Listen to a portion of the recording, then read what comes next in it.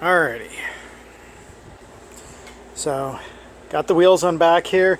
You just tilt the machine back and you can wheel it wherever you need to.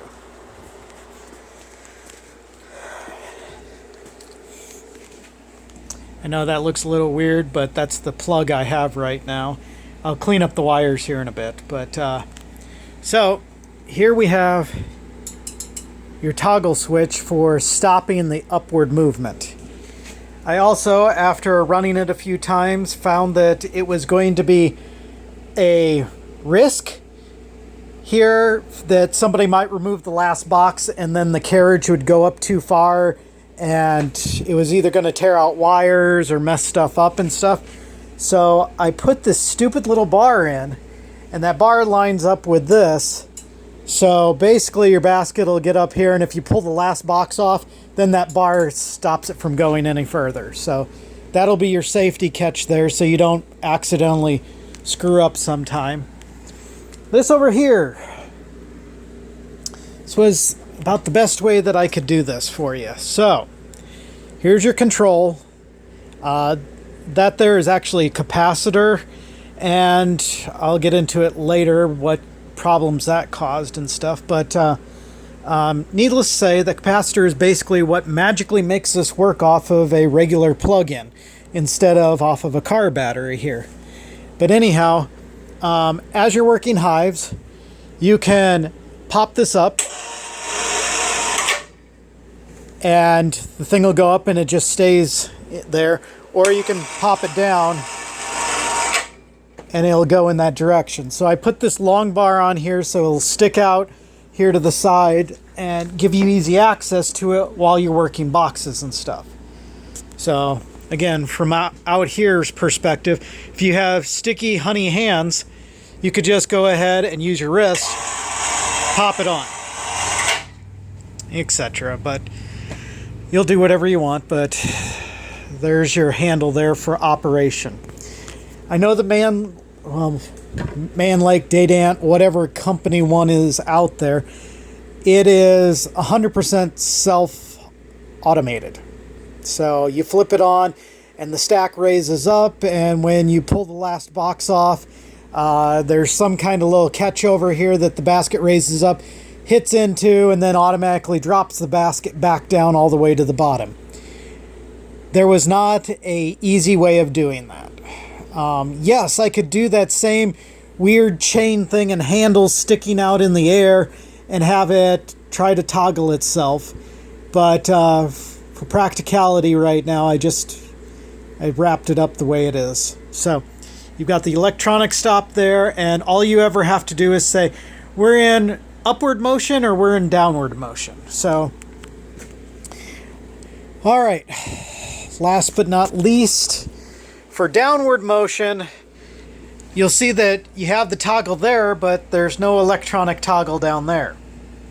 After 2 hours of trying every combination of electrical wire, both in the control box and in the motor and everything, I found out that that stupid little capacitor there, this system has a number of, well, it has a finite number of wires that operate it. And that capacitor is actually tied into both the hot and cold side, the forward and the reverse side, and they just have one additional wire for upward movement for stopping at an emergency sake, and which they also had up here as a stop also. There is no combination of wires for downward movement that will auto stop it. So, sad to say, when you're doing it, you'll just have to let it go down to wherever you want to stop. And then flip your switch to the neutral stage. Go get yourself some more boxes, load it up, and flip her back into the auto up position, and from there you can keep feeding. My paint is drying here, or else I'd go ahead and show you with a stack of boxes how that works. I'll shoot another video here and stuff in a bit. So, downward movement, hit the switch, watch it go down, throw it into neutral. Load her up with boxes, throw her into auto up, and the basket's going to rise until the top box hits your stop, and then you can go from there. All right. Every time you pull a box, it'll just go to the next box. Now, we have 2 screws here, and you'll see 2 screw holes and 2 screw holes.